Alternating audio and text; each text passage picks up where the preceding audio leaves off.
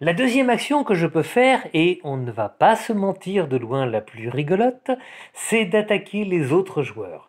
C'est même la façon principale de gagner des points de gloire. Oui, je sais, gloire, attaquer, mais nous sommes dans le monde de Figolette 4, il faudrait pas le perdre de vue. Bref, pour attaquer un joueur qui se trouve sur la même tuile que moi, quel que soit le nombre de cases qui nous séparent, c'est très simple. Je choisis un et un seul dé d'attaque que je place en zone de récupération.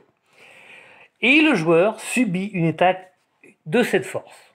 Pour s'en défendre, s'il le souhaite, car la défense n'est jamais obligatoire, pas plus que l'attaque, me direz-vous, le joueur qui est attaqué peut par contre choisir d'utiliser un ou plusieurs dés pris dans la zone de défense et qu'il va lui aussi placer en zone de récupération.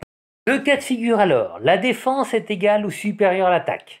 L'attaque a échoué, rien ne se passe. Mais si l'attaque est strictement supérieure, alors deux conséquences.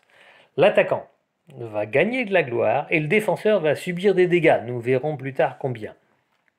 Il est également possible d'attaquer un joueur qui se trouve à une tuile de distance.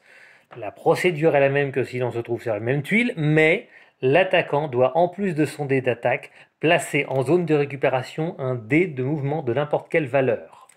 Même procédure pour attaquer à deux tuiles d'écart, mais alors c'est deux dés de mouvement. En plus du dé d'attaque, il faudra placer en zone de récupération. Et même si votre esprit gobelin anticipe qu'il faudrait 3 dés de mouvement pour attaquer à 3 tuiles d'écart, n'y pensez même pas. 2 tuiles, c'est la distance maximale à laquelle on peut s'attaquer.